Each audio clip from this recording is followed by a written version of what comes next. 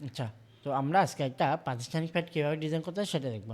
তো আমরা যেহেতু নতুন ভার্সন ইউজ করতেছি, প্রথমে আমরা ফাইলে যাব, এরপর নিতে যাব, নিতে গিয়ে তো এখান থেকে আমরা A4 এর প্রিন্টে চলে যাব।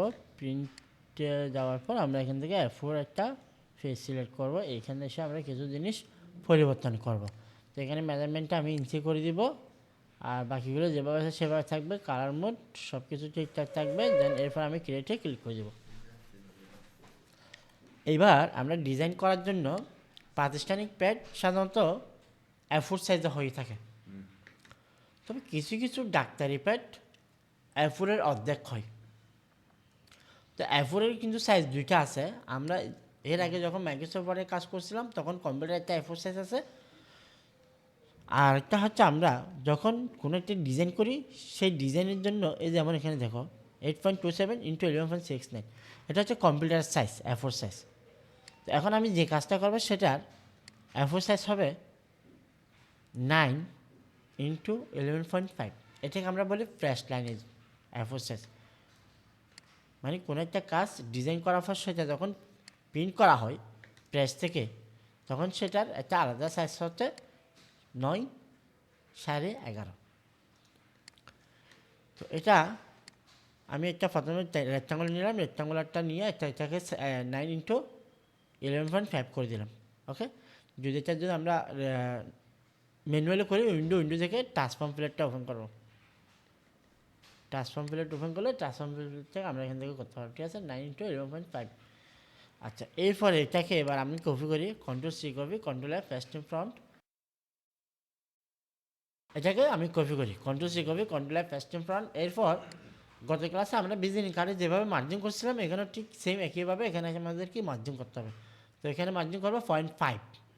গত ক্লাসে করলাম আমরা -0.3, আজকে করতেছে -0.5। ঠিক আছে, তো এখানে একটা মিস্টেক হয়েছে, সেটা হচ্ছে আমার এই পাশ থেকে হয় না, এই পাশে হয়ে গেছে। ঠিক আছে, উপরে হয়েছে নিচেও হয়েছে, মানে এই ফার্স্টে হয়ে গেছে। তাহলে আমি একটা কাজ করি, Ctrl+Z দিয়ে আন্ডু করে ফেলি। তো আমার এখানে আসলে রেফারেন্স পয়েন্টটা এই ফার্স্টে সিলেক্ট করা ছিল, এই জন্য এটাকে আমাদের মিডলে ক্লিক করতে হবে। তো অ্যাগেন কাজটা আবার করতে হবে 0.5, এখানে ক্লিক করে এখানেও 0.5। ওকে, তো দেন এরপর আমি যেটা করবো, রাইট বাটনে ক্লিক করে এটাকে আমি মেক গাইডস করব। ওকে, এবার আমার রেক্টাঙ্গুলারটা সিলেক্ট করলে এটা কিন্তু সিলেক্ট করা যাবে, কিন্তু ভিতরে যেটা আমি করছি মার্জিনের জন্য এটা কিন্তু আর সিলেক্ট করা যাবে না। ঠিক আছে, এখানে আনলক গাইডস আছে, যদি আনলকটা গাইড না থাকতো তাহলে কিন্তু ক্লিক করলে এটা কিন্তু সিলেক্ট করা যেত, ঠিক আছে, মার্জিনটা। ঠিক আছে, তো আবার রাইট বাটন ক্লিক করে এটাকে লক করে দিই। আচ্ছা, এটা আসলে মার্জিন, এটা হচ্ছে এই মেজারমেন্ট আর কি। তো যাই হোক, এরপর আমি এখানে কিছু উপরে লেখা থাকবে, লেখাগুলো আগে নিয়ে এসে বসে দিই। তো এখানে লোগো আসবে, লেখাও আসবে। তাহলে আমি প্রথমে যে কোনো একটা ছবি বা লোগো আনার জন্য চলে যাব ফাইল থেকে প্লেসে চলে যাব। প্লেস কমান্ডে যাওয়ার পর আমার ডেস্কটপের মধ্যে কিছু ফাইল আছে, আমি সেগুলো ওপেন করবো। এখানে আমার ডেস্কটপে যাওয়ার পর আমার এখানে আরেকটা ডেস্কটপ নামে ফোল্ডার আছে, সেখানে যাওয়ার পরে গ্রাফিক্সে চলে যেতে পারি, অথবা আমি অফিসে চলে যাই, অফিস থেকে পাওয়ারপয়েন্টের এখানে পাওয়ারপয়েন্ট ইমেজের ভিতরে আমার একটা লোগো আছে, সেই লোগোটা আমি এখান থেকে নিয়ে আসি। লিঙ্ক করবো না, লিঙ্ক ছাড়া নিয়ে আসবো। প্লেসে ক্লিক করবো, এটা আমি কতটুকু পর্যন্ত আমার সাইজটা হবে ঠিক আমি ততটুকু পর্যন্ত একটা বক্স আঁকবো, সেটার মধ্যে এটা বসে দিব। এবার আমি বক্সটা আমার এই রেক্টাঙ্গুলারটাকে সিলেক্ট করে Ctrl+2 দিয়ে লক করে দিলাম। এখন আমার প্রয়োজনীয় লেখাগুলো আমি এখানে টাইপ করে ফেলবো। তো আমার হয়তো আগে থেকে কিছু টাইপ করা আছে, আমি সেখান থেকে কপি করে নিয়ে আসতে পারি। রেক্টাঙ্গুলারটা সিলেক্ট করে Ctrl+2 দিয়ে লক করে দিয়েছিলাম। আমার কাছে আগে এই লেখাগুলো আছে, ঠিক আছে, আমি এগুলোকে এখান থেকে কপি করি, Ctrl+C দিয়ে কপি করলাম। ইলাস্ট্রেটর ওপেন করে টাইপ টু সিলেক্ট করে এখানে এসে ক্লিক করবো, Ctrl+V দিব। আচ্ছা, ওকে, সমস্যা নেই। আবার অথবা লিখে ফেলতে হয়, ঠিক আছে, টাইপ করে ফেলি। তাহলে আমি ধরো এটাকে বাংলা করার জন্য Ctrl+D টাইপ করলাম, এখানে এসে আমি লিখব কংস বা অথবা সুটনে এমজে। এবার থেকে আমি অল্টা এবং শিফট চেপে একটু বড় করে দিতে পারি। ফন্ট সাইজ কত হচ্ছে 31 হয়েছে, এতটুকু রাখবো না, এটাকে আমি ধরো 16 পর্যন্ত করে দিতে পারি। মাঝখান বরাবর রাখলাম, আবার এটাকে কপি করলাম, এখানে লিখবো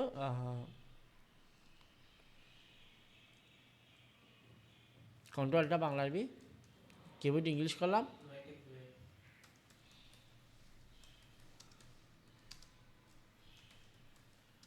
আবার কন্ট্রোলটা বাংলা বেজে কিবোর্ড বাংলা করলাম।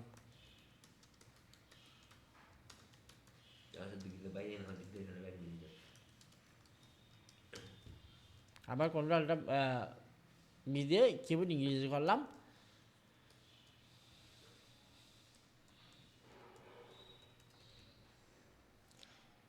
এখন এখানে আমি কিছু ইংলিশ লেখা লিখলাম, এটাকে ইংলিশ টাইপ করছি, এটাকে এখানে আমি এখানে এসে আমি ফন্টটা চেঞ্জ করে দিই, টাইমস নিউ রোমান করে দিতে পারি অথবা এরিয়াল করে দিতে পারি। ঠিক আছে, এরিয়াল এখান থেকে এরিয়ালটা সিলেক্ট করে দিতে পারি। তো আমি আর কাছে ভালো একটা এরিয়াল করলাম, সেম একইভাবে এটাকেও আমি সিলেক্ট করলাম, ড্রাইভার টুল সিলেক্ট করে এটাকে ক্লিক করে দেবো অথবা এখান থেকে এরিয়াল করে দেবো। এইবার এটাকে সিলেক্ট করে আমি যেটা করব, প্যারাগ্রাফে এসে যাকে এগুলোকে সেন্টার করে এখানে মাঝ বরাবর বসে দেবো। সেম এটাকে আরেকবার কপি করলাম, ডাবল ক্লিক করলাম, এখানে আবার কন্ট্রোলটা বাংলার ভিতরে কিবোর্ড চেঞ্জ করলাম।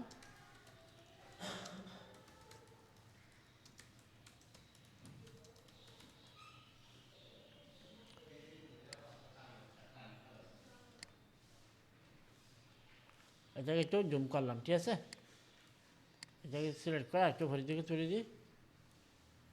ওকে, তারপর নিচে আমি এখানে একটা অ্যাড্রেস দিয়ে দেবো। অলটা চেপে দিয়ে টেনে নিয়ে আসলাম।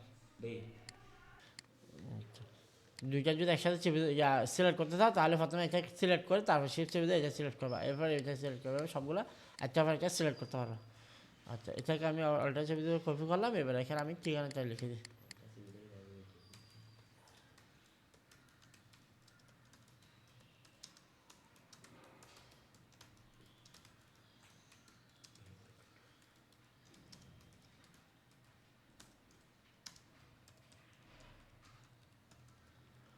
ওকে, তো আমাদের প্রয়োজনীয় লেখা যেগুলো দরকার সেগুলো আমি এখানে লিখলাম, এটাকে এবার আর একটু ছোটো করে দিলাম প্রয়োজনীয় দিয়ে। ঠিক আছে,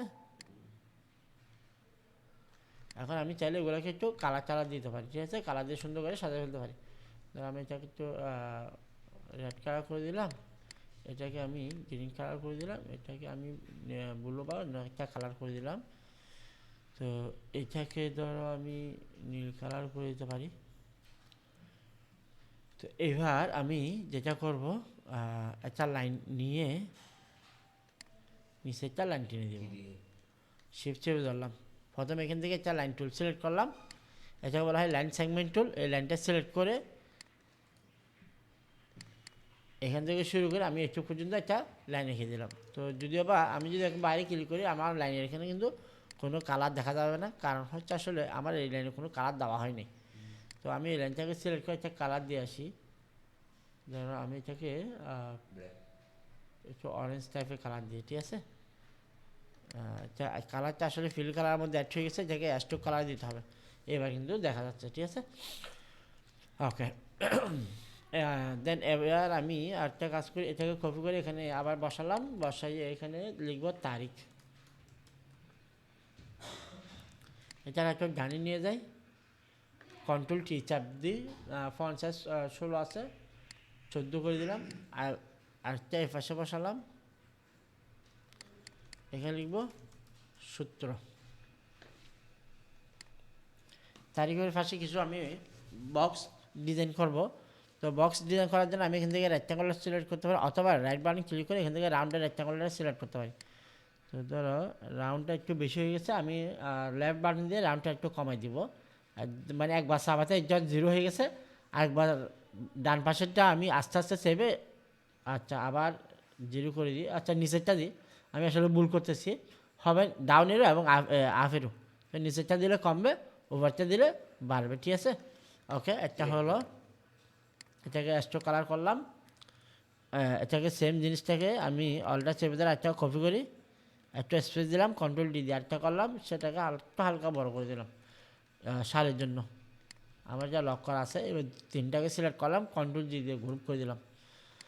তো এটাকে আমি যদি আরেকটু হালকা ডিজাইন করতে চাই, এখানে একটা কাজ করতে পারি, ডাইরেক্ট সিলেকশন টুল সিলেক্ট করে এগুলোকে উপরে এখানে এই উপরের অংশে অ্যাঙ্কর পয়েন্ট আছে কিছু, দেখো খেয়াল করো, এই একটা অ্যাঙ্কর পয়েন্ট, একটা অ্যাঙ্কর পয়েন্ট, এখানে একটা। তো এখন ডাইরেক্ট সিলেকশন টুল সিলেক্ট করে উপরের অ্যাঙ্কর পয়েন্টগুলো সিলেক্ট করবো, এই একটা মানে উপরে যেগুলো আছে সেগুলো, নিচেরগুলো না, নিচেরগুলো দেখছো খালি, তো একটু এখন যেটা করবো দেখো, একটু করে রাইট আরো চেপে বাঁকা করে দেবো, যেন দেখতে সুন্দর লাগে। তো তোমরা এটা যদি পারো করো, না পারলে আর করিও না। হালকা একটু করে করে বাঁকা করে দিলাম, এরপর সিলেকশন টু সিলেক্ট করে জায়গা আবার এখানে নিয়ে বসে দেবো।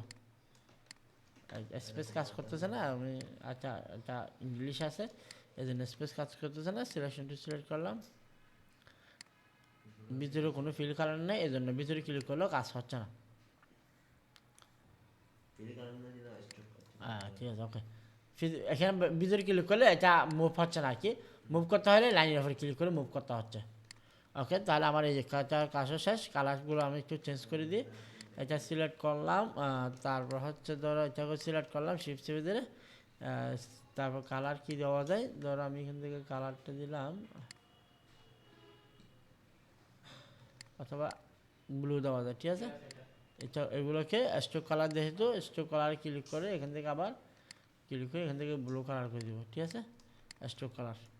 ওকে, তো আমার উপরেরটা হয়ে গেছে। এবার আমার নিচেরটাতে আমার কিছু আসলে লাগবে না, তো আমি এই লোগোটাকে অলটা চেপে ধরে কপি করি। অলটা আমি শিফট চেপে ধরে এটাকে একটু জুম করে দিলাম।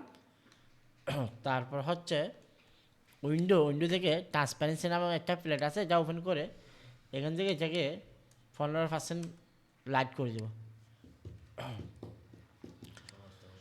উপরে এখানে আমি যদি একটা কালার ইউজ করতে চাই তাহলে সেটা করতে পারবো, অথবা পুরা ফেজে আমি একটা কালার ইউজ করতে পারবো। আমার ব্যাকগ্রাউন্ডটা বা আমার এখানে শেপটা অর্থাৎ রেক্ট্যাঙ্গুলারটা লক করা আছে, এটাকে আমি আনলক করি, কন্ট্রোল অল্টা 2 চেপে দিলাম, আনলক হয়ে গেছে। এখন আমি এই শেপের মধ্যে হালকা একটু কালার ইউজ করবো। তো আমার স্ট্রোক কালারটা আমি নান করে দিই, ফিল কালারে গিয়ে আমি ধরো এখান থেকে ফিল কালার একটু অ্যাশ কালার দিতে পারি, অথবা কালার ফিল্ডে এসে ধরো এখানে 7% আমি ইয়েলো কালার দিলাম।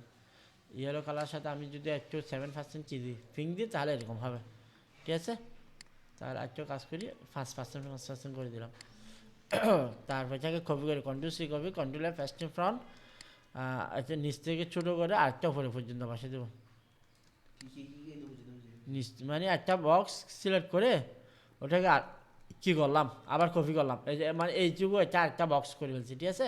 এখন এটাকে আরেকটু কালার দেখো, আগেরটা 7 আছে, যা 10 করে দিলাম, যার কারণে চার দুইটার মধ্যে কি কালারটা একটু ডিফারেন্ট হয়ে যাবে। যার এখন এইখানের মধ্যে আবার একটু গ্যাপ আছে, দেখছো এটার মধ্যে স্কুলের গ্যাপ আছে, যার কারণে দুটো আলাদা ডিজাইন হয়ে গেছে। এটা একটা আলাদা ডিজাইন, এটা একটা আলাদা ডিজাইন।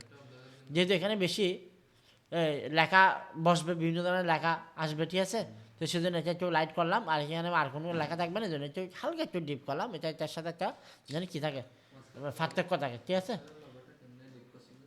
এটা ডিপ তো করি না, লাইট করছি যে, এটা লাইট করছি যে তোমার উইন্ডো থেকে ট্রান্সপারেন্সি নামে একটা প্লেট আছে, সেই প্লেটটা ওপেন করছি। আবার দেখো ট্রান্সপারেন্সি প্লেট ওপেন করে এখানে 100% থাকবে, এই 100% হলে অরিজিনাল লেখা দেখা যাবে। এখান থেকে আমি কী করলাম, 15% করে দিলাম, এন্টার দিলাম, তাহলে যা লাইট হয়ে যাবে, ঠিক আছে। আমি একদম সিম্বলের মধ্যে কিন্তু ডিজাইনটা করছি, বুঝতে পারছো।